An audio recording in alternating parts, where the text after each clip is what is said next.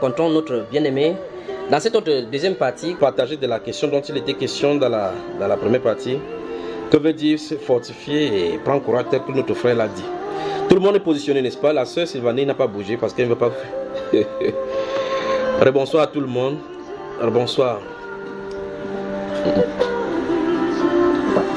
Je crois que là, on va vraiment... Voilà. Que Dieu vous bénisse. On va vraiment travailler. Deutéronome chapitre 1, le verset 38, ça va nous intéresser d'abord. Voilà, on va prendre le verset 28.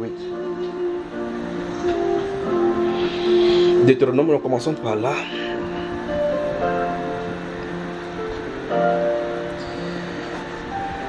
Vous y êtes. Je crois que le frère Achille, j'espère qu'il n'a pas quitté la scène. Je suis de retour, frère. Voilà. Deutéronome chapitre 1, le verset 28 et le verset 38. Je veux que tu lises.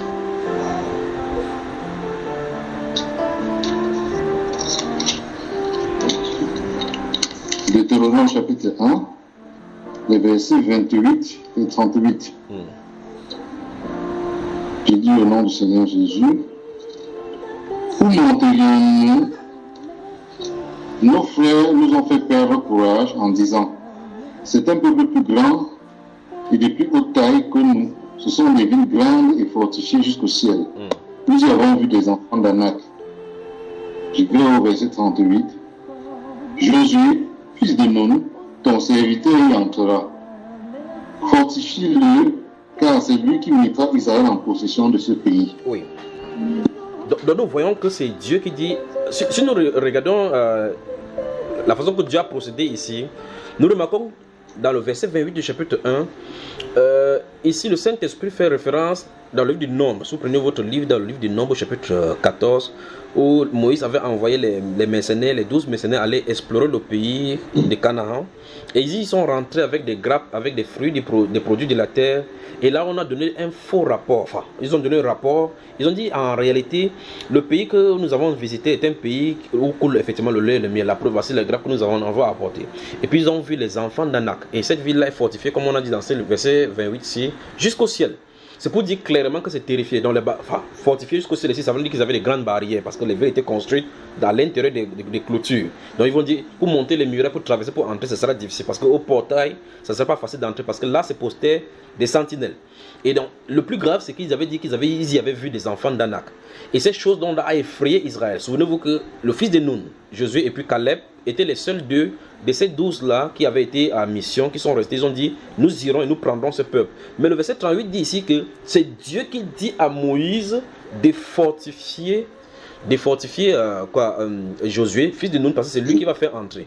Remarque bien que Dieu n'a pas dit de fortifier tout Israël. Ta question est véritablement importante. En tout cas, on ne peut pas faire autrement. Nous avons besoin du Saint-Esprit. Donc, vous remarquez que ici, il dit que fortifie Josué, fils de Nun, parce que c'est lui qui va faire entrer Israël. Maintenant, la question c'est, que veut dire c'est fortifier? Parce que Dieu va réitérer cela à plusieurs reprises, à maintes reprises. Donc, quand Dieu va dire à Josué, cette fois-ci, dans le livre de Josué, chapitre 1, au chapitre 7 également, il va encore dire la même chose. Mais ici, c'est Dieu qui dit à Moïse, va le fortifier. Rentrons dans le livre de Deutéronome, là, que tu as lu, mon cher frère.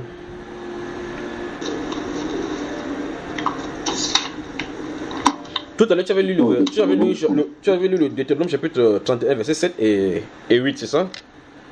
Oui, exactement. Voilà. Allons-y dans ce même Deutéronome chapitre 31, donc là. Tu y es? Je suis frère. Alors maintenant, le verset 23 cette fois-ci, qu'est-ce que ça dit? Dans Deutéronome 31 au verset 23, là, justement, il est écrit, l'Éternel donna ses ordres à Josué, fils de Nun. Il dit, fortifie-toi et prends courage, car c'est toi qui feras entrer les enfants d'Israël dans le pays que j'ai juré de leur donner, et je serai moi-même avec toi. Voilà. Maintenant, dans le verset 8 et 7 et 8, Moïse lui a dit, l'Éternel lui-même marchera devant toi, n'est-ce pas? Dans ce chapitre 31, quand Moïse va faire comme ça, il va mourir et puis on va l'enterrer ainsi de suite. Mais ici, c'est Dieu qui dit cette fois-ci au prophète Josué que fortifie-toi, car moi-même je serai avec toi, comme Moïse l'a dit. Souvenez-vous, si vous lisez le livre d'Exode chapitre 33, Moïse avait plaidé avec Dieu qu'il faut que c'est lui seul, lui-même qui marche avec Israël. pour qu'on sache qu'effectivement il y a un grand Dieu au milieu d'eux. Et Dieu a dit clairement que je ferai comme tu as dit, parce que je serai même au milieu de toi. Donc c'est Dieu lui-même qui devait marcher avec eux pour faire entrer. Mais la question c'est, Dieu va faire entrer au travers par le prophète Josué, mais il dit il doit être là-bas. Qu'est-ce que ces mots si fortifié? C'est fortifié, ça veut dire quoi déjà? Avant de dire, parce que pour répondre aux questions, comment c'est fortifié, il faut qu'on sache d'abord qu'est-ce que Dieu entend ici par fortifie-toi et prends courage. Qu'est-ce qu'il veut dire, frère? Qu'est-ce que vous entendez, vous, notre sainte assemblée ce soir? Qu'est-ce que vous entendez par cela? Et on va voir le Messie, Jésus-Christ, ayant cette même chose aussi lorsqu'il était sur la terre. Vous pensez quoi? J'ai mon stylo, j'attends que quelqu'un parle de notes.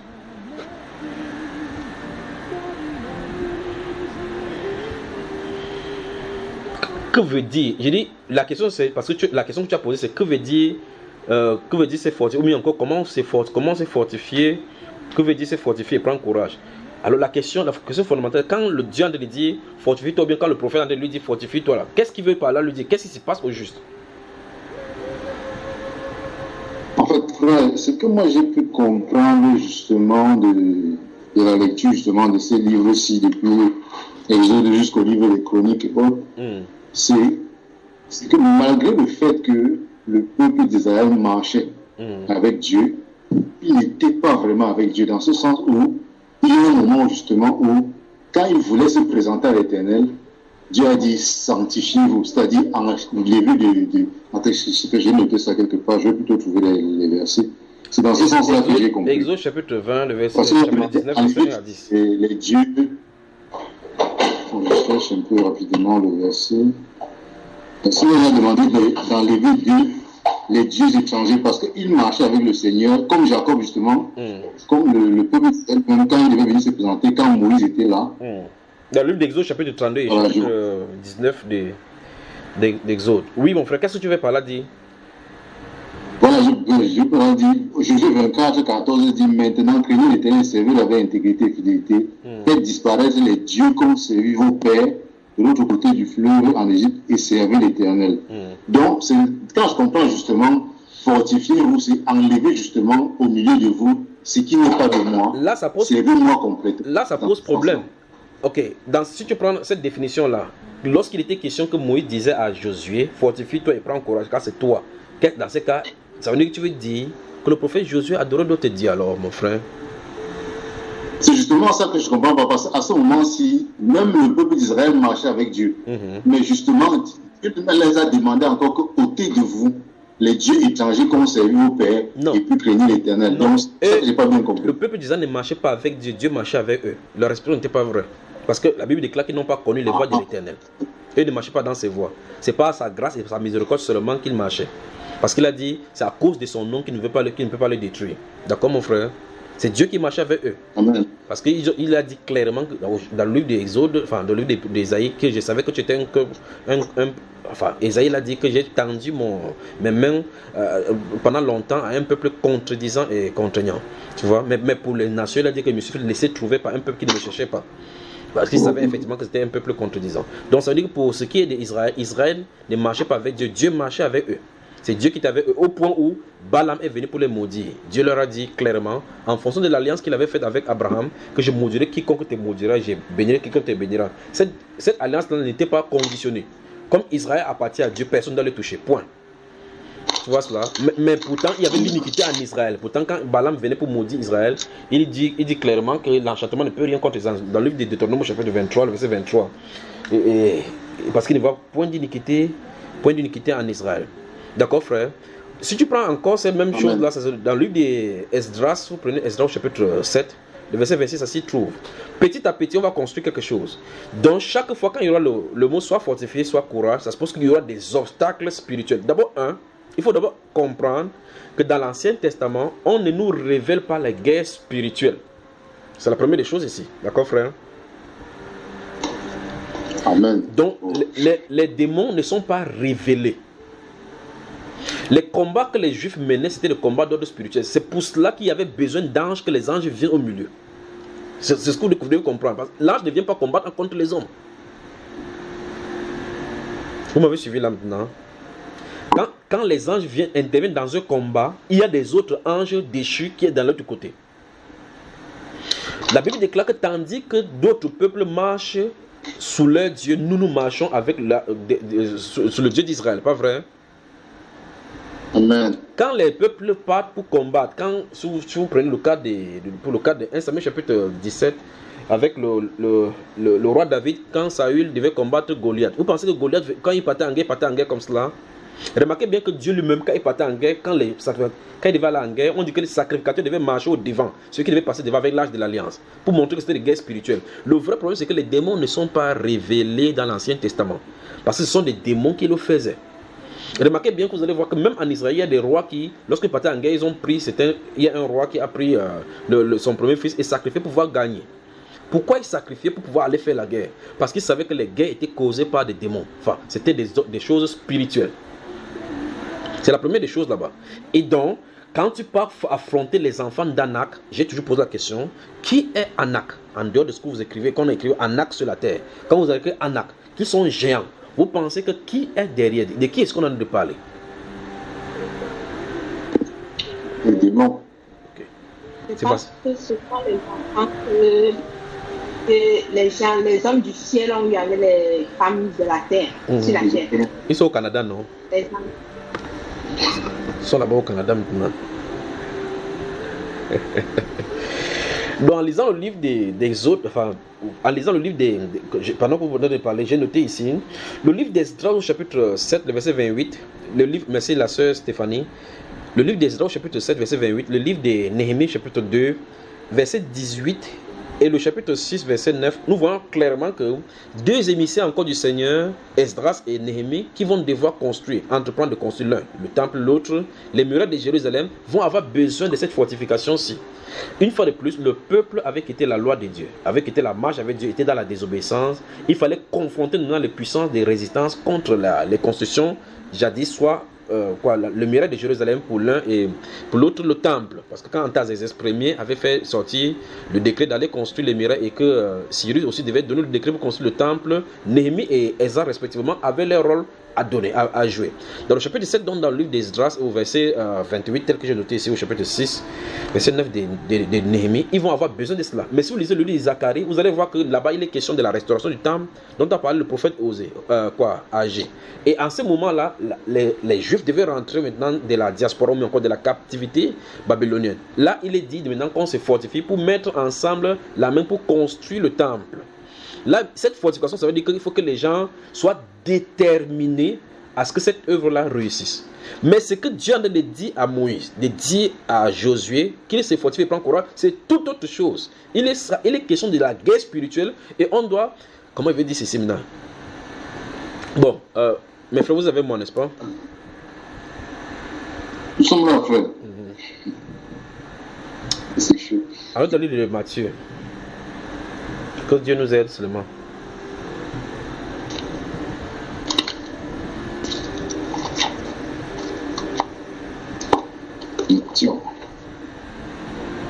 Comment tu dis Matthieu comme ça, là, frère? Tu dis Matthieu comme si c'est en patois.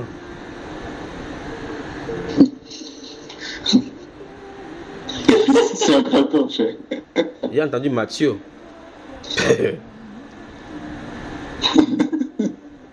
Allons dans le livre de Luc alors. Tu vas me dire quoi? Lucas. Alors, commençons la naissance de Jésus. Et voyons sa fin. Et voyons quelque chose. D'accord, mon frère? Amen. Chapitre 1 du livre de Luc. Je me sens vraiment bien ce soir encore. Je suis désolé que la qualité de connexion ne me permet pas de voir votre visage et pour vous voyez. Je ne sais pas si vous me voyez. Vous êtes dans le livre de Luc là. On te voit. Nous y sommes. Vous m'avez manqué. Je vous rassure que vous m'avez manqué. Oui. Et je vous aime. S'il arrive qu'on ne se rencontre pas physiquement, on va se rencontrer en haut. Et là où on n'aura pas de questions, de toute façon, on n'aura même pas le temps là-bas. Vous allez commencer à courir pour aller chercher la Paul. Pour vous dire que frère Junior, on l'a vu sur la terre. Où est Paul? Où est Abraham? Où est Titi? Là-bas. Donc vous allez m'oublier là-bas. Mais en tout cas, on aura quand même le temps parce qu'on a l'éternité. Donc quand vous allez finir voir tous ces scènes individuellement, on va tous se rencontrer, on va communier. Dans le livre de Luc chapitre 1. Vous y êtes? Il y a une note ici. Voilà le verset 79 et 80.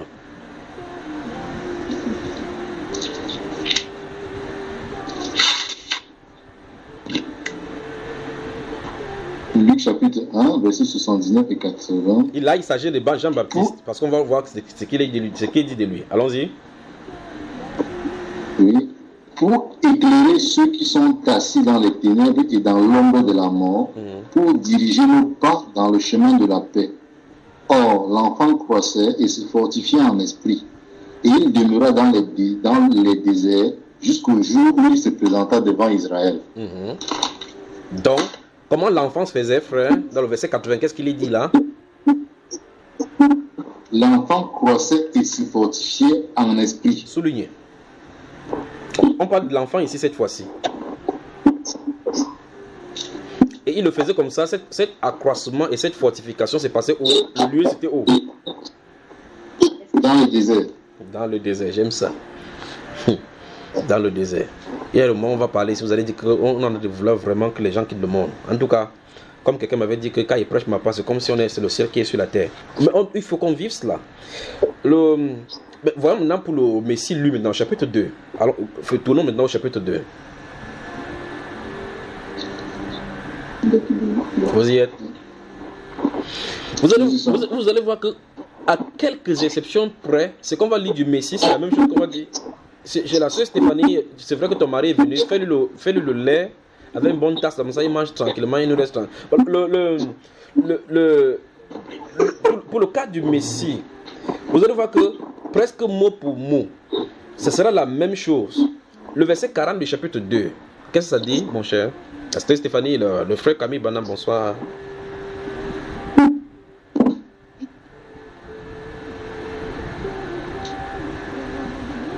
Donc, Luc 2, verset 40 nous dit: Or, l'enfant croissait et se fortifiait. Il était rempli de la sagesse et de la grâce, et la grâce de Dieu était sur lui. Parler de Bible en même temps. Il y a de quoi prêcher maintenant, jusqu'au demain matin. Je lui dis. Là, ici, il est question du Seigneur Jésus, d'accord? Ça, amen. Il est enfant, il est rempli de la sagesse et de la grâce de Dieu. Ça, depuis enfant. L'autre, le prophète, lui, il était dans le désert, il fallait qu'il croisse. Ça, c'est un esprit. Souvenez-vous que l'enfant qui croisse là était déjà rempli du Saint-Esprit depuis le ventre, n'est-ce pas? Amen, amen. Ok. Maintenant, ça c'est le Messie. Regardez voir l'esprit qu'il est dit que l'enfant croissait et s'est fortifié. Il était rempli de sagesse et de la grâce de Dieu.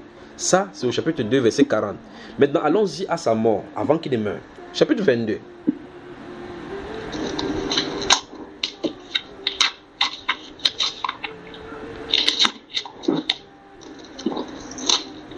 Vous y êtes? Voilà. Chapitre 22. On va prendre quel passage là? Il s'est passé les sœurs Placides sont encore là. Si vous êtes là, que le Seigneur vous bénisse. Chapitre. Oui, que Dieu vous bénisse. Luc chapitre 22, Luc chapitre 22, les versets 40 à 43.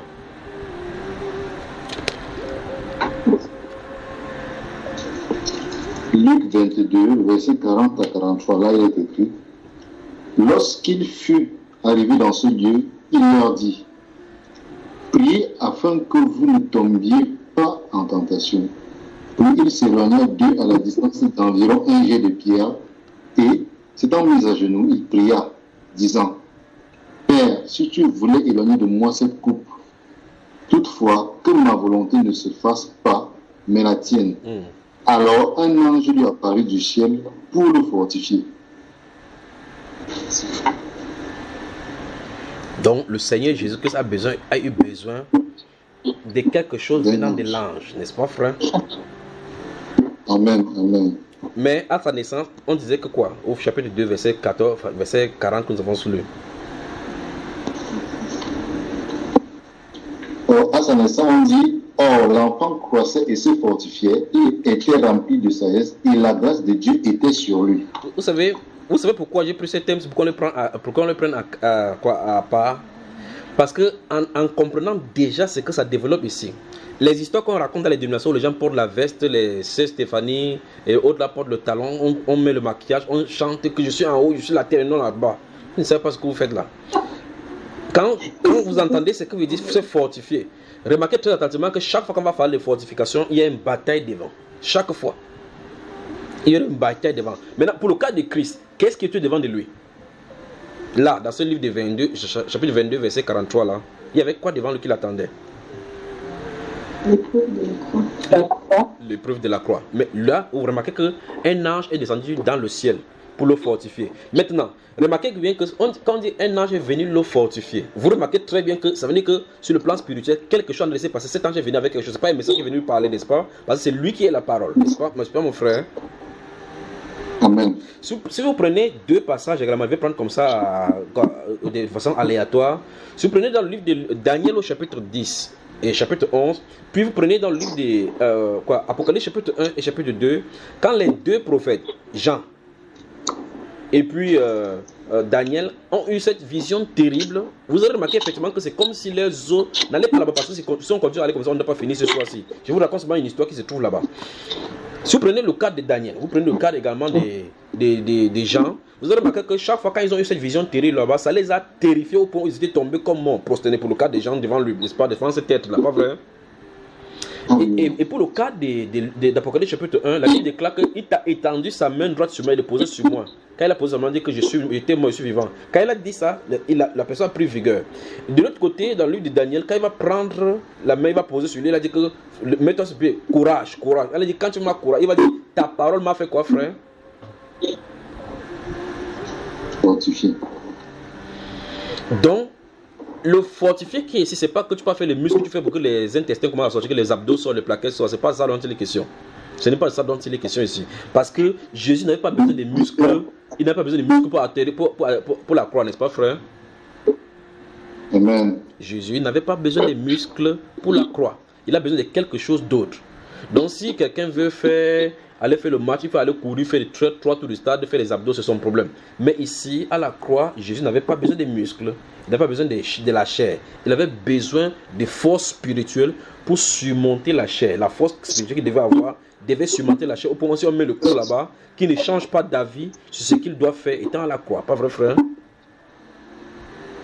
Amen. Qui puisse subir cela en acceptant cette peine-là, cette douleur, en y traversant sans regimber, sans colère, mais en traversant l'épreuve comme il se doit, sans faillir en rien. Il a besoin d'une force spirituelle supérieure. Pas vrai? Amen. Et c'est ce que nous allons voir dans le processus.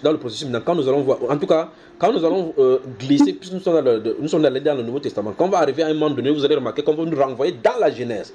Un événement qui s'est passé dans la Genèse, et on va dire la même chose pour les disciples. Vous voulez qu'on y baigne, frère? Allons-y. On y va, tout simplement, on commence à nager. Ça, c'est Luc là. Luc, si on va dans quel livre là maintenant? Prenons le livre des Romains au chapitre 4. On nous fait référence à notre Père, même des gens. Chapitre 4, je note ça. Vous y êtes? J'ai fait esprit d'aller dans Romains chapitre 4 avant qu'on revienne pour passer par les disciples. Ah, je vous aime. Je vous aime vraiment mon cœur de battre là-bas. Romains 4, nous y sommes. Verset 20. Qui va lire alors? Bon, il y a quelqu'un qui a désigné la sœur Sylvanie là-bas pour lire. Donc, la sœur Sylvanie, c'est la lectrice. Il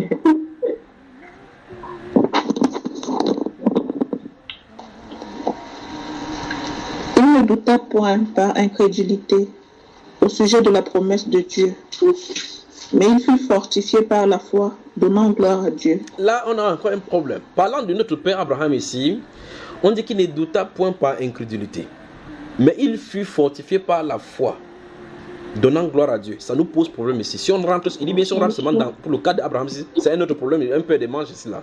Vous savez qu'on a de parler ici d'Isaac, le fait qu'il devait croire en Isaac.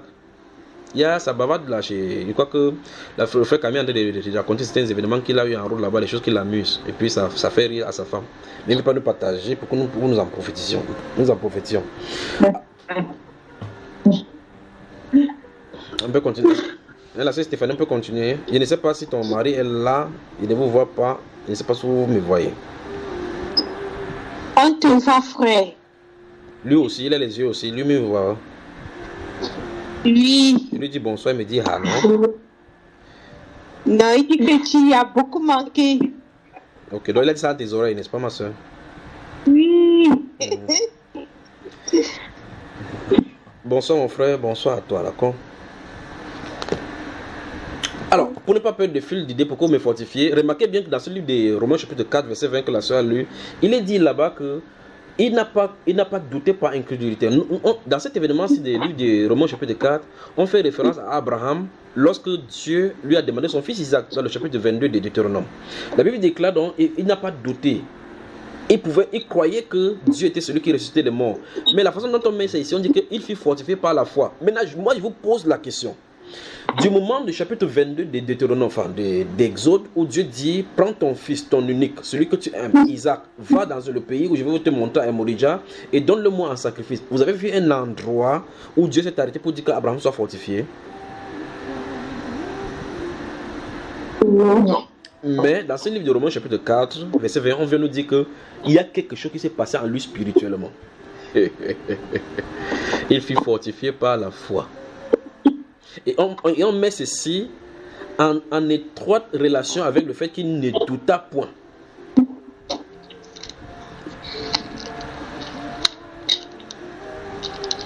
La question c'est quoi être fortifié par la foi? On avance, n'est-ce pas? On avance. De toute façon, il y a un verset que les chrétiens utilisent, même sans le savoir. Ils sont trop forts. C'est Philippiens chapitre 4, verset 13. Qui dit quoi, mes sœurs? Philippiens 4, verset 16, c'est pourquoi? Je vais commencer, vous allez comprendre de quoi les questions. J'ai pris tout. Par celui qui me, Vous savez me que sanctifie. vous voyez que tous les chrétiens connaissent ça. Par celui qui me sanctifie. C'est parce que vous ne savez pas que c'était Philippiens chapitre 4. Mais quand il commence, vous connaissez, vous savez tout. Alors, donc vous voyez que de façon innée, on sait que quelque chose doit se passer en nous spirituellement pour que nous avancions. Même s'il n'y a pas le Seigneur Jésus-Christ devant nous. Parce qu'en réalité, dans la version que vous lisez, je crois que si Stéphanie lit dans d'autres versions, vous allez voir qu'il est écrit « J'ai pris tout par Christ qui me fortifie ». Parce que dans la version du second, c'est Christ, c'est lui qui me fortifie. Ça n'a pas de sens. Parce que c'est Christos qui est écrit là-bas dans la version grecque. Alors, j'ai pris tout par celui, par Christ qui me fortifie. Alors, la question c'est, vous marchez chaque fois, vous avez des difficultés. Donc, Christ vous fortifie à quel moment? Comment il vous fortifie? Vous voyez le problème, n'est-ce pas? On continue notre balade jusqu'à ce qu'on soit avec la conclusion. 1 Corinthiens chapitre 16. Que la grâce et la paix soient répandues sur vous tous qui nous écoutez. Amen. 1 Corinthiens chapitre 16. Le verset 13.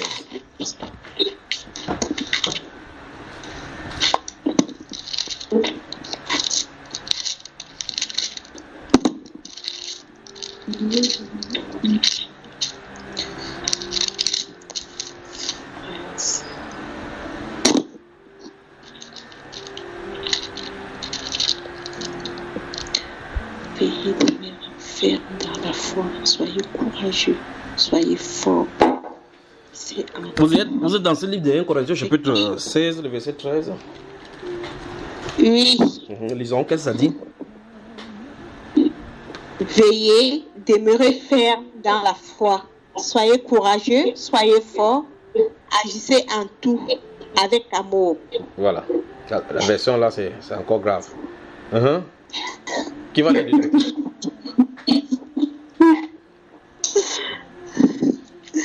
Ça, c'est quoi la façon un peu?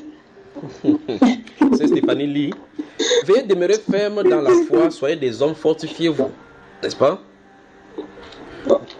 Donc, c'est pour ça que quand le frère Achille a touché ceci, il dit que voici les choses que les chrétiens doivent savoir. Parce que la terminologie fortifier, courage, les chrétiens doivent comprendre c'est à quoi Dieu se réfère. Parce que pêle-mêle dans le Nouveau Testament, on va parler concernant cela. Dans l'Ancien Testament, on va parler de la construction des murailles, comment ça va être fortifié au-delà. Mais il est question des chrétiens ici, parce que là-bas, le bâtiment, c'était le temple, il fallait se fortifier pour le faire. Mais ici, il est question des... En tout cas, à ceci se trouve l'édification. Comment s'édifier, comment se fortifier ensuite. Ce sont les termes chrétiens là-bas. D'accord? Donc nous avons lu Abraham qui a été fortifié par la foi. Nous avons lu Jésus notre Seigneur dans le livre de Luc au chapitre 22 verset 43 qu'un ange du ciel est venu le fortifier. Et j'ai dit, en parlant du Seigneur Jésus, que vous savez effectivement si un ange vient, ce n'est pas une parole qu'il lui a dite. Il lui a fait quelque chose sur le corps qui va lui permettre d'avancer. N'est-ce pas? Pendant qu'on y est également, si vous lisez le livre des deux rois concernant le livre du prophète Élie, enfin un roi, lorsque le prophète Élie devait marcher 40 jours et 40 nuits, il est arrivé quelque part, il y avait un pain, il y a un ange qui est venu le taper là-bas sur le côté, il avait fait le fric des pains là-bas avec des viandes boucanées. Vous vous souvenez de cet événement, n'est-ce pas? Qu'est-ce que l'ange lui a dit par rapport à cette nourriture?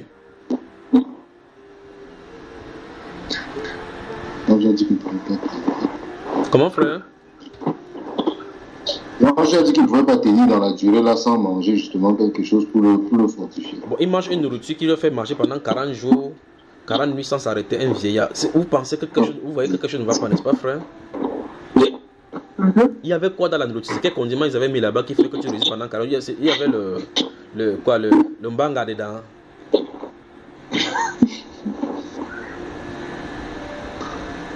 Donc vous voyez que quelque chose se passe spirituellement pour que le prophète Élie puisse marcher et avancer, n'est-ce pas?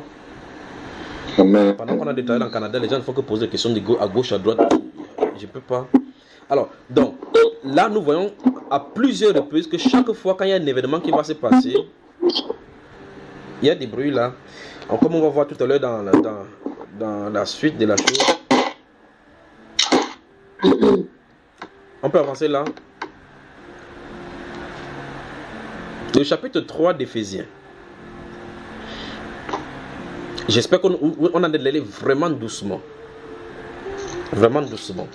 Vous voyez comment vous êtes abattu à un moment donné. Vous dites, vous savez qu'il y a quelque chose de plus qui va vous faut. Vous connaissez la verset biblique. Si vous connaissez le son, vous lisez, ça ne fait pas. Il faut un événement spirituel qui doit se passer. Chapitre 3 d'Éphésiens au verset 16.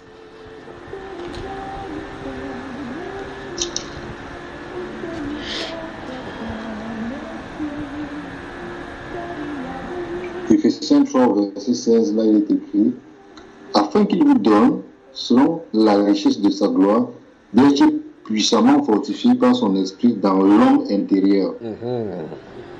Ok. En sorte que Christ habite dans vos cœurs par la foi. Par la foi. Verset 16 encore. Afin qu'il vous donne selon la richesse de sa gloire d'être puissamment fortifié par son esprit dans l'homme intérieur. Donc, ça veut dire que la fortification dont Dieu parle et qui s'est passé avec Christ se passe où, frère? Dans l'homme intérieur. Donc, ça veut dire qu'il y a un style de choses qui doit se passer à l'être à qui Dieu a de s'adresser pour qu'il fasse la mission que Dieu a de lui confier. N'est-ce pas, frère? Exactement. Si on prend le cas d'Abraham, dont nous avons lu dans le chapitre 4 de Romains au verset 20, on voit clairement qu'il fut fortifié par la foi.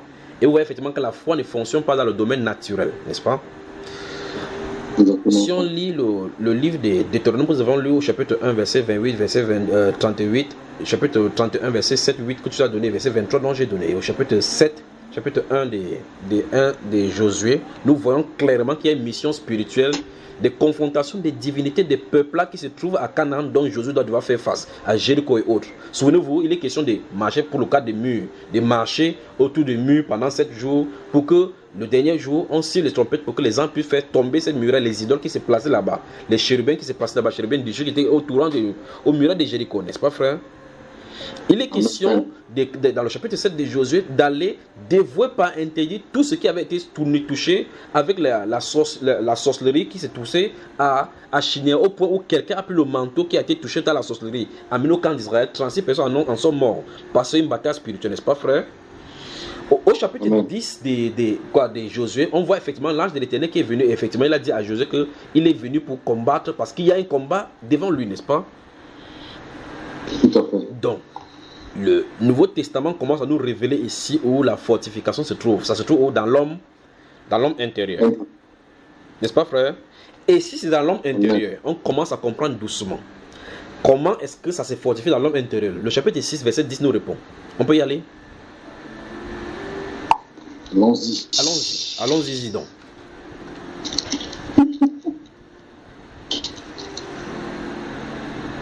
Éphésiens 6. Verset 10. fortifiez-vous dans le Seigneur et par sa force toute puissante. Revêtez-vous de toutes les armes de Dieu afin de pouvoir tenir ferme contre les ruses du diable. C'est tout le verset. Ah, frère, c'est tout le verset 10 là-bas. Lisons encore le verset 10 encore maintenant. Au reste, fortifiez-vous dans le Seigneur et par sa force toute puissante. Voilà. Qu'est-ce qui fortifie l'homme intérieur? Le Seigneur, sa force toute puissante. Il répond encore à la question. Qu'est-ce qui fortifie? Parce qu'au verset 16 du chapitre 3, il a dit qu'on soit fortifié dans l'homme intérieur. Parce que souvenez-vous, il y a un parallèle à cela dans le livre de 2 Corinthiens chapitre 4 et chapitre 5, les trois versets du chapitre 5 du début. Il dit bien, il y a un parallèle assez que nous sommes en train de travailler là, entre le chapitre 3, verset 16 d'Éphésiens, et dans le livre de 2 Corinthiens chapitre 4, les versets 14 principalement jusqu'au dernier verset, le verset 18, et le début du chapitre 5 jusqu'aux 3 prochains versets. Le verset 16 à 18 du chapitre 4 de 2 Corinthiens dit que lorsque cet homme extérieur se détruit, l'homme intérieur se renouvelle, car nos légères afflictions du moment ne sauront être comparées au poids de la gloire à venir. Vous voyez cela, n'est-ce pas? Et au chapitre 5, dans le début, la Bible déclare que s'il y a cette tente dans laquelle nous habitons est détruite, nous avons un autre. Vous voyez que c'est l'homme intérieur qui en est de parler. Et nous désirons revêtir notre domicile céleste pour que nous ne soyons pas trouvés nus, mais plutôt vêtus, revêtus de la majesté, de la présence du Saint-Esprit. Vous me suivez, frère? Amen. Alors, donc, 1. Dans le chapitre 3 d'Éphésiens au verset 16. La sœur Jessica, vous êtes dans une même salle, vous êtes connectés sur deux connexions, deux sites au même moment dans la même salle. C'est pour ça qu'il y a ces redondances là cycliques. Donc il faut former un compte. Ou bien vous coupez le micro dans un compte. Merci. Voilà. Alors, souvenez-vous de ceci, dans le livre d'Éphésiens au chapitre 3, verset 16 que nous avons lu, il est question de la fortification. Parce qu'au fur et à mesure, vous voyez qu'au fur et à mesure, dans l'écriture, on a développé. Parce que pour le corps de Christ, on a dit qu'un ange est venu le fortifier. Et cette fortification, ça ne peut pas venir sur la chair. Alors la question c'est, quand on fortifie comment? Et ça se trouve où? Le verset 16 du chapitre 3 nous dit que c'est l'homme intérieur. Mais qu'est-ce qui vient sur l'homme intérieur? Quand on dit qu'Abraham a été fortifié par la foi se trouve où? Ça se manifeste, c'est l'homme intérieur qui a la foi. Ce n'est pas cette chair qui a la foi. C'est la personne qui croit en Dieu, comme le livre de Romains chapitre 7 dit, que je désire les choses de Dieu selon l'homme intérieur, selon la partie de ce qui est à l'intérieur de moi. Mais je trouve dans mes membres une autre loi qui lui est contraire. Vous me suivez, n'est-ce pas, frère? Et par conséquent, lorsque Dieu a dit fortifié, on a dit parler à l'homme intérieur qui doit réaliser les œuvres de Dieu, de telle enseigne que les événements réels et palpables qui se trouvent devant de toi par tes cinq sens, les événements que tu vas prendre comme renseignement dans tes cinq sens, n'aient pas d'influence pour que tu perdes la foi et la vision par rapport à ce que Dieu a te donné. De telle enseigne que cette personne-ci regarde au-delà de la chose. Ce qui arrive. C'est ce qui est arrivé à Moïse dans le livre des... Regardez Moïse dans le désert alors qu'il quittait l'Égypte, malgré qu'il ait regardé les gains de l'Égypte, malgré qu'il ait donné tout cela, il a regardé derrière l'opprobre de Christ, derrière la croix de Christ, et voit son opprobre. Cela l'a fortifié parce que quand il a vu la victoire qu'il arrivait par la suite, il a comparé avec la gloire qui est éphémère et qui est passagère, il a choisi souffrir. Vous comprenez, n'est-ce pas? Donc, quand on commence à avancer, vous allez comprendre qu'en réalité, vous ne pouvez pas véritablement être fortifié si vous n'avez pas atteint un certain niveau de révélation. Parce que plus vous avez la révélation connaissant du Seigneur, comme dans la première partie, nous voyons compter les bienfaits du Seigneur. Parce que quand vous comptez les bienfaits du Seigneur, vous mesurez ce qu'il a fait pour vous, ça vous fortifie dans la foi d'avancer. Ça vous permet toujours de pointer. Vous faites 20 ans de foi, vous n'avez pas d'espérance, aucune espérance avec le Seigneur. Il faut vous poser des problèmes. Il faut que vous posez des vraies questions. Suis-je avec le Seigneur? Il faut qu'on se sonde. On voit si on est dans la voie du Seigneur. Parce qu'en réalité, si vous n'avez pas de témoignage avec le Seigneur, vous n'avez aucune espérance avec le Seigneur, vous en êtes parti où? Au juste. Qui est avec vous, qui vous dirige? Il y a des témoignages. Vous devez rester quand même comme ça. Vous faites l'état des lieux de votre vie de foi.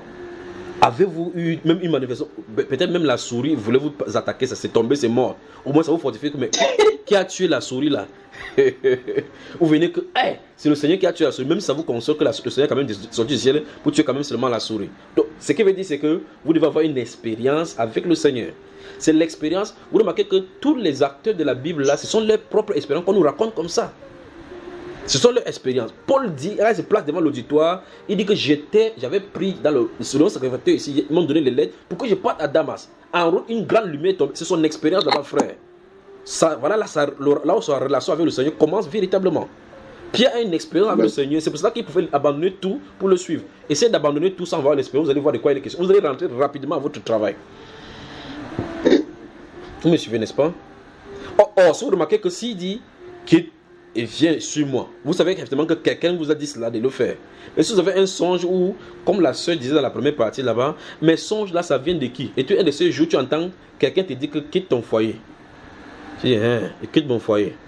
Et puis tu quittes comme ça un de ces jours. Après tu dis, non, c'était pas Dieu qui m'avait dit, je m'étais trompé. Vous voyez là, c'est Isabelle qui est venue là-bas.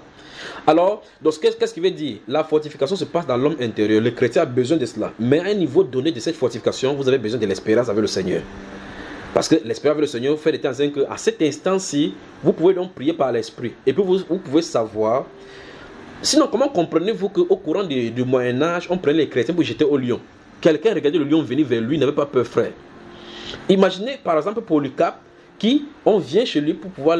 Enfin, il était chez des frères, il était dans la chambre. En bonne place, on n'avait pas rencontré. Les soldats envoyés ne l'avaient pas rencontré. Il a accueilli, c'est lui qui est sorti de la chambre pour lui dire, servez-leur à manger. Les gens, les bourreaux qui devaient le tuer. Si c'était nous maintenant, on devait sortir par la fenêtre, attraper le côte, sauter dans la brousse, fuir. Il n'a pas fui. Il est descendu vers eux, il les a regardés, c'est moi que vous cherchez, oui. On a servi à manger, on l'a pris, on l'a trimballé. Il marchait doucement, il a donné sa main, on l'a attaché. Et puis le soldat romain qui l'accompagnait dit que maudit ce Dieu-là, Christ là est mort. Il s'est tourné vers lui et dit, voici 84 ans qu'il le sait, il ne m'a jamais fait quoi que ce soit de moi, mais il m'a toujours fait du bien. Pourquoi dois-je le régner maintenant? On l'a conduit, il a prié pour ceux qui devaient le persécuter. Il parle de Polycarpe là maintenant, jusqu'à ce qu'on l'a brûlé. Frère, qu'est-ce qui devrait être pour nous aujourd'hui? On te gifle 2 fois, tu vois les étoiles comme les Tintins là. Tu dis que non, c'est le frère Julien, c'est lui qui prêche ça chaque jour. Vous voyez? Parce qu'en réalité, il faut qu'on soit fortifié. Quand on est fortifié, tu sais en qui tu as cru. Tu sais que ce n'est pas un homme que tu as cru. Parce que cet homme-là n'est pas là. La personne à qui tu as cru, lui, il est éternel. C'est celui qui est mort et il est ressuscité. C'est pour cela que si un être humain n'est pas là, vous vous accrochez à lui. Toute personne qui s'accroche à un être humain sur la terre, que ce soit les gourous, bien les prophètes, n'importe quoi, quand ils meurent, vous remarquez que tous les gens sont en désarroi parce qu'ils n'avaient pas ancré leur foi sur celui qui vit éternellement. Si vous ancrez votre foi sur celui qui vit éternellement, vous êtes en brousse, il est avec vous. Parce qu'il a dit, je suis avec vous tous les jours jusqu'à la fin du monde. C'est pour ça que les messagers ne peuvent pas être avec vous. La preuve, mais voici, il fait 2 mois parce qu'il faut qu'il me concentre quelque part. Même une partie d'omniprésence, je n'en ai pas. Je ne peux pas la voir. Il faut qu'il me concentre en même temps en Israël, en même temps de ce côté, en même temps au Cameroun. Quand il dit va de ce côté, c'est vrai. En étant le frère Camille dit qu'il m'a manqué. Jésus ne peut pas nous manquer. Il est là présentement. Il est toujours là quand nous allons le manquer, quand nous allons le chercher. N'importe où nous nous déplaçons, il est là. Donc en clair, il est celui qui s'appelle Je suis. Vous voyez, n'est-ce pas? Donc, constamment, on doit avoir sa présence. Constamment, on doit enrichir sa présence. Constamment, on doit être en relation avec lui. Par conséquent, au fur et à mesure qu'il se révèle à nous, nous sommes fortifiés par cela.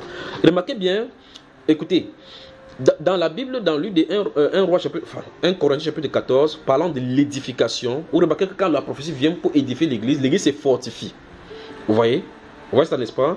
Dans Actes des Apôtres, c'est plein là-bas qu'on va y revenir par rapport à tout ce qui s'est passé au courant des apôtres, pendant que les gens étaient persécutés et l'Esprit donnait des prophéties, des directions, les gens ressuscitaient, ça fortifiait la foi des disciples. Pas d'expérience, pas une fortification. C'est que tu vas rester dans le miroir. En tout cas, on va faire comme on fait dans les dénominations. Tu parles au miroir. Je suis la tête, je ne suis pas en bas. Vous allez prendre le livre du docteur Oyo Kola, c'est le grand Kola du Nigeria. Récitez de première page jusqu'à dernière page. Quand vous allez déposer, la réalité sera là, ça va vous rattraper. Prenez n'importe quoi, lire. Faites quoi, waouh. En tout cas, quand vous faites ça, il a mangé 10 000 francs de votre poche que vous avez acheté le livre. Même si vous avez prêté, vous récitez, vous allez avoir les mots de tête, vous dormez. Après, quand vous finissez ça, la couche de nuit commence. Ou bien encore, Satan continue de vous poursuivre au travers des porcs. Il envoie seulement les porcs pour vous poursuivre, pour montrer clairement qu'on était encore à l'état animal. Pourtant, on devrait être au niveau des maîtres qui sont là pour guider les autres ou mieux encore combattre spirituellement dans les défenses spirituelles. Mais on est là, c'est le porc qui nous poursuit. Un jour, on voit effectivement que frère, j'ai rêvé comme je suis mort. Donc il faut qu'on chasse l'esprit de mort dans la famille, on chasse l'esprit de mort, À un moment donné, on dit que non, j'ai rêvé que c'est mon mari, on chasse l'esprit de mort. Regarde là, on se retrouve là maintenant. Alors maintenant, la sœur a dit quoi? Que c'est l'espérance? Oui, c'est l'espérance. Mais pourvu que le porc n'était mort pas que le porc n'était mort pas. Parce qu'il a dit là, dans ce livre-là, que rien ne te fera pas, ils te feront la guerre, ils ne te vaincront pas. Mais si c'est le porc qui t'est mort, tu te réveilles, tu dis, aïe, ça fait mal ici, là, c'est qu'il y a un problème.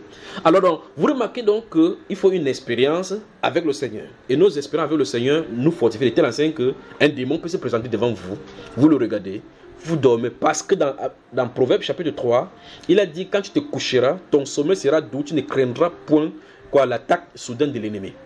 Ça veut dire qu'il faut arriver au niveau de confiance au Seigneur où, même si l'ennemi se présente là-bas, tu n'es pas le moment où tu envoies le feu, le sang, tu dors tranquillement, sachant que quelqu'un est là pour te protéger. Voilà à ce niveau où on va retenir. Remarquez ce que Paul l'apôtre va dire à Timothée au chapitre, dans le livre de 1 Timothée. Si vous prenez, je de parler, mais comme ça vous allez me regarder. Dans le livre de 1 Timothée, au chapitre 1, verset 12, il va parler de je rends grâce à Dieu, au Seigneur, qui m'a fortifié dans ma défense, parce qu'il était en captivité. Et là-bas, il parlait de j'ai fidèle de lui confier l'évangile.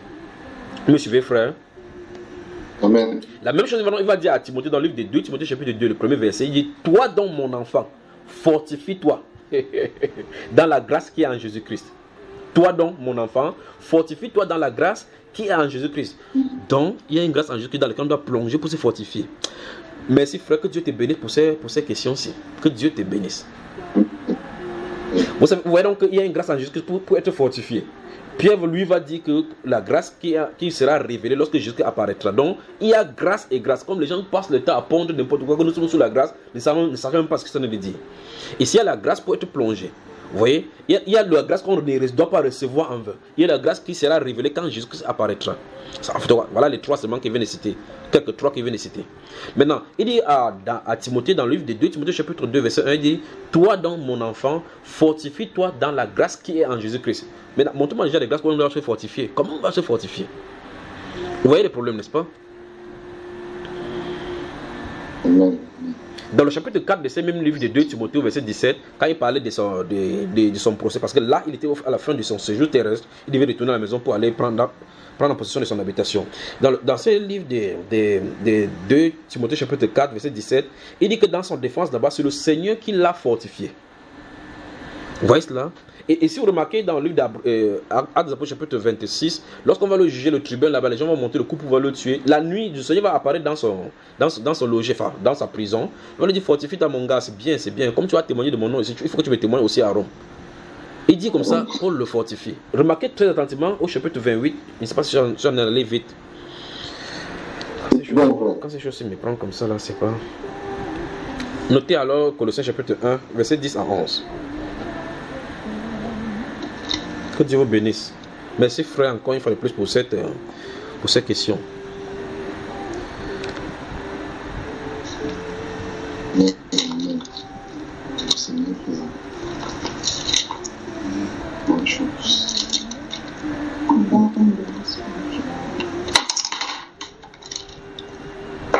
On y va. Colossiens chapitre 1 verset 10 et 11.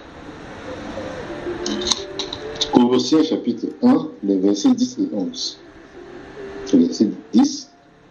Pour marcher d'une manière digne du Seigneur et lui être entièrement agréable, portant des fruits en toutes sortes de bonnes œuvres et croissant par la connaissance de Dieu, fortifié à tous égards par sa puissance glorieuse, en sorte que vous soyez toujours et avec joie persévérant et patient. Et une fois de plus, nous voyons que ce que nous avons vu dans le livre d'Éphésiens chapitre 3, le verset 16, et le chapitre 6, verset 10 reviennent encore ici. Il dit clairement que c'est par sa force toute puissante qu'on doit être quoi? Fortifié. Donc il nous faut la visitation du Saint-Esprit. Remarquez, si on parle, je ne sais pas pourquoi ils sont voulu aller toujours dans les actes des apôtres. Regardez quand les apôtres sont abassillés là-bas par le Sanhédrin, et puis on va les chicoter au chapitre 4 d'Actes des apôtres là, verset 19, on va leur demander on va leur interdire de prêcher encore au nom du Seigneur Jésus-Christ, de dire quoi que ce soit là-bas à Jérusalem. On va les chicoter, ils vont rentrer vers l'heure, verset 20 et suivant, ils vont prier. La Bible déclare quand ils priaient, le Saint-Esprit descendit sur eux, il était tombé. À cet instant-là, ils ont eu l'assurance pour aller annoncer la parole partout, pas vrai frère? Mais si on avait tapé comme ça, là, tapé jusqu'à tes yeux se gonflent comme ça, on dit que parle encore de Seigneur Jésus là. Si le Saint-Esprit n'est pas là, tu vas dire que je crois qu'on avait fait l'erreur seulement. C'est pour cela que vous pouvez avoir la vision dans la nuit, ça vous dit que je vais avoir la vision, je vais voir, quand il va sortir, je vais faire ça. Dès que vous rentrez dans votre chair, vous dites, est-ce que c'est même vrai parce que j'ai même eu? Vrai, il peut se dire à la sœur, vous peut dire maintenant que tu es même sûr que c'est Dieu qui t'a montré. Vous voyez, beaucoup de personnes parmi vous-même ont des songes. Ils ne peuvent pas dire à l'autre parce qu'ils disent que, il va dire là, on va dire que non, mon ami, c'est pas Dieu qui t'a montré. On n'a pas besoin du Saint-Esprit pour la vision. On n'a pas besoin du Saint-Esprit pour avoir des songes. Parce qu'il a dit, depuis l'Ancien Testament, il donne les songes aux païens. Il donne le songe aux non-croyants. Vrai ça, frère? Amen. Donc, le Saint-Esprit vient seulement pour donner pour profiner. donner des directions claires pour l'église concernant ces choses. Mais avant même que vous soyez en Christ, vous voyez les songes qui arrivaient. Mais quand vous venez maintenant en Christ, pour que ça soit plus propre, il faut que Isabelle entre là-bas pour vous perturber la vie en Christ. Parce que vous avez d'abord fait contact avec Isabella. Il faut donc que le contact avec Isabella et ses acolytes soit coupé pour qu'on puisse avancer. D'accord, mon frère? Hébreux, chapitre 12, verset 12.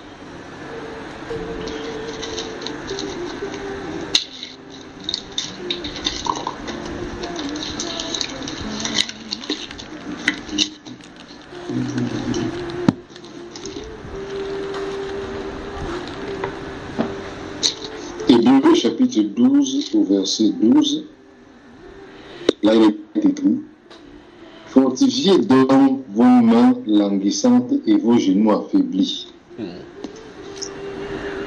Dites-moi donc comment on va fortifier les genoux languissants. Qu'est-ce qu'il appelle par genoux languissants? Les mains languissantes et les genoux affaiblis. Qu'est-ce qu'il appelle par mains languissantes et genoux affaiblis? Vous voyez qu'ici, clairement, il parle de la marche chrétienne qui peuvent dégringoler ça et là, n'est-ce pas, dans notre marche. Il a parlé de notre stabilité dans la foi. Et ici, en parlant de la stabilité dans notre foi, il utilise les mots, il utilise les mains qui sont languissants et puis les genoux qui sont affaiblis. Un peu comme quelqu'un d'aller dans un endroit, l'objectif d'arriver à un endroit bien déterminé et la personne se trouve affaiblie, il ne peut plus continuer le chemin. Il dit fortifier. Comment quelqu'un doit fortifier? Vous voyez, c'est pour ça que dans ce livre de Hébreux chapitre 12, il dit qu'il faut qu'on veille à ce que nul ne se prive de la grâce de Dieu. D'accord, frère? Amen. Prenons le livre des Actes des Apôtres donc maintenant. Actes des Apôtres chapitre 9, verset 22 d'abord et chapitre 14, verset 22. Chapitre 9, verset 22 et chapitre 14, verset 22.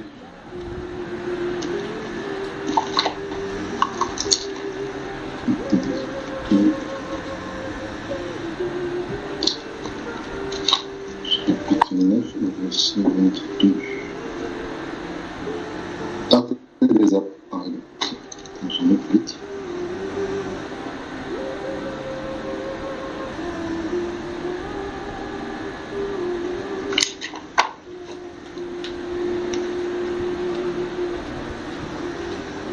Tu ne veux pas lire, frère?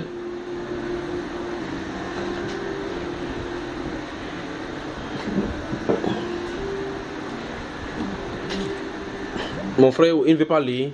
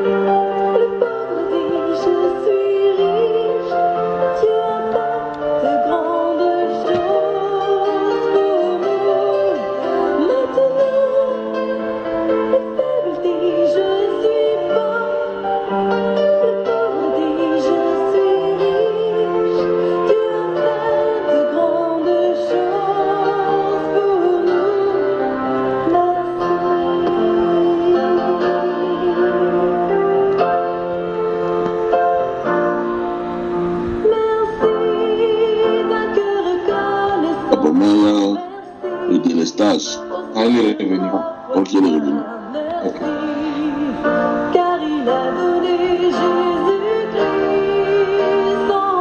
Je ne peux pas vous laisser aujourd'hui. Ne vous inquiétez pas.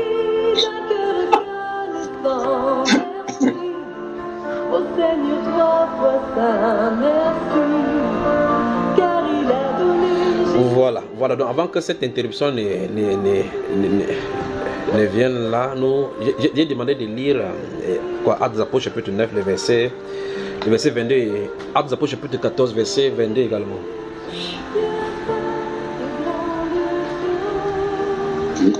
Actes chapitre 9, au verset 22, là il est écrit: cependant, Saül se fortifiait de plus en plus et il confondait les Juifs qui habitaient Damas, démontrant que Jésus était le Christ. Que Jésus est Christ.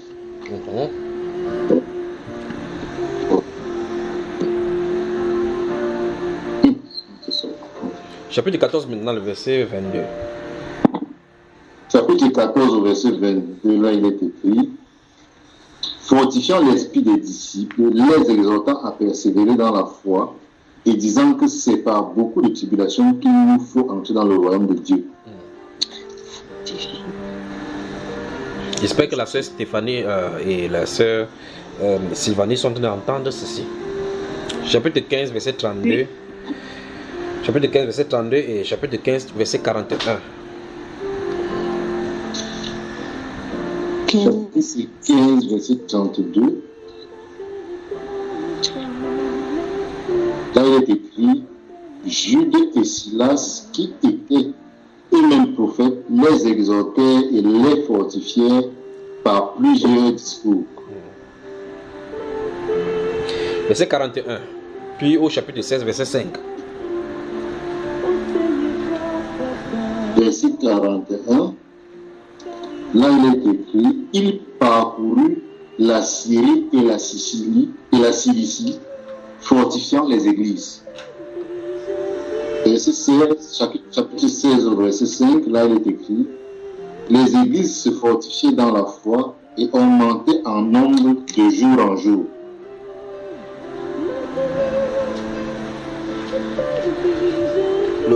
Le chapitre 16, verset 5.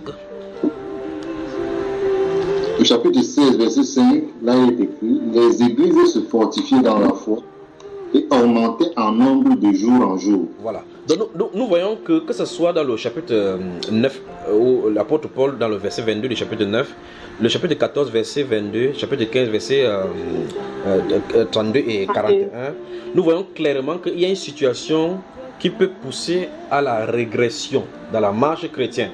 Et ça rejoint ici Hébreux chapitre 12, le verset 12, comme nous avons vu tout à l'heure, il était question que les gens ne puissent pas régresser, ceux qui ont les mains languissantes et les genoux qui fléchissent.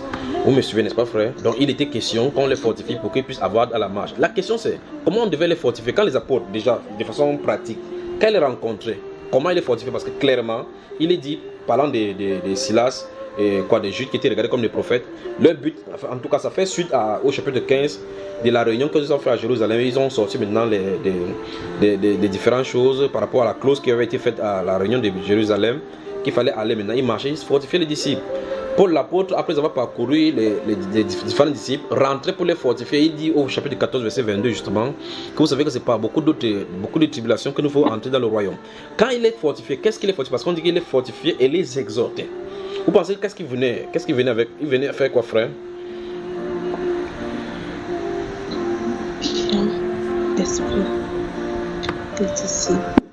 Avec son expérience, ce qu'il a traversé, enfin la manière dont le Seigneur l'a guidé. Que Dieu donc vous bénisse. Terminons donc avec 1 Pierre au chapitre 5, le verset 20. Le verset 10, pardon. Que le Seigneur vous bénisse vraiment. Vos questions sont pleines. Vous voyez comment il travaille. Il travaille vraiment avec vos parents. De vous parler, j'ai une note.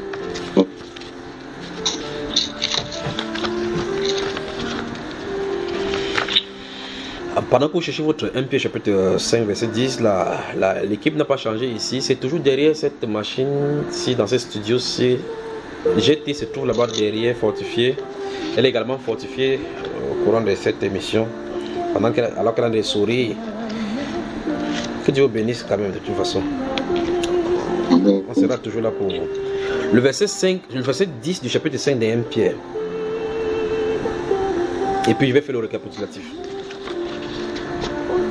1 Pierre chapitre 5 verset 10, là il est écrit: le Dieu de toute grâce qui vous a appelé en Jésus-Christ à sa gloire éternelle, après que vous aurez souffert un peu de temps, vous perfectionnera lui-même, vous affermira, vous fortifiera, vous rendra inébranlable. J'aime ça. J'aime ça. Je vous ai dit, si on attaque vraiment ces points-ci, on ne va pas finir, je vous le dis. C'est pour ça qu'il glisse seulement sur ça comme le cuir. Il glisse vraiment. Alors, ici, Dieu nous montre clairement un autre niveau d'expérience qu'il faut expérimenter et que là, lui-même va venir fortifier. Et en tout cas, c'est ce que Paul l'apôtre a vécu. Tout à l'heure, c'était 2 Timothée chapitre 4 ou verset 17, où il parle justement dans sa défense, personne n'avait été là pour le fortifier. C'est le Seigneur qui l'a fortifié. Donc, pendant qu'il est dans le prétoire ou bien encore, pendant qu'il est dans le box d'accusation, il n'y a personne qui est là. Chaque chrétien a fui. On a laissé. Paul, on t'avait toujours dit la fête, c'est que tu prêches contre les Romains, tu prêches contre ça. Voilà ça maintenant là. Il était là avec les chaînes entre les mains. Mais quelqu'un se tenait au-devant de lui invisible pour lui dire, prends courage mon serviteur, l'heure arrive, il t'accueillera dans le royaume.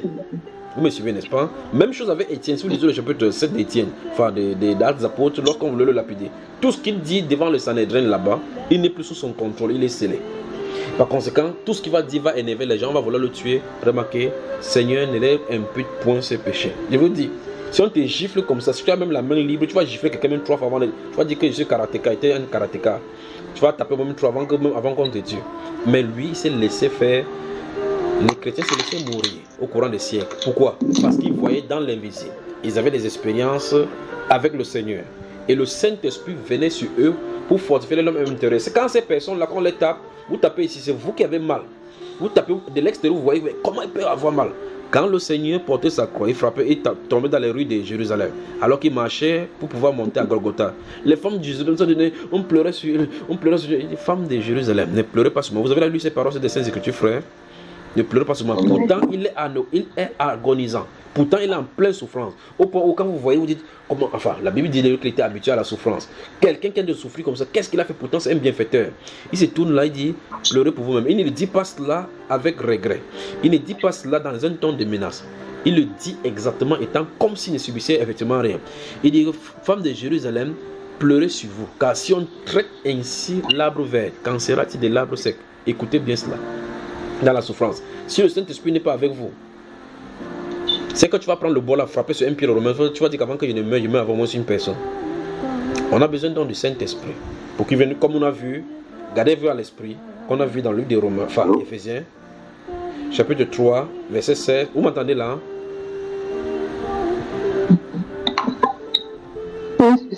Oui, parce qu'il y a quelqu'un qui a dit allô là-bas, comme s'il ne parvient pas à avoir le réseau par ici. Mais on a appelé le frère Achille pour l'argent. Donc, dans le livre d'Éphésiens, chapitre 3, le verset 16 et le chapitre 6, verset 10. Le frère Achille, tu nous entends?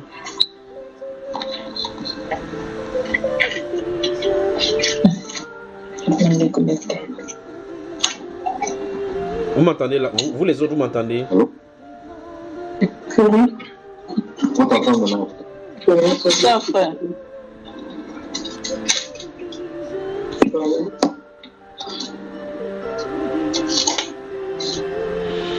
Ok. L'homme intérieur a besoin d'être fortifié. L'homme intérieur s'est fortifié par la puissance du Saint-Esprit.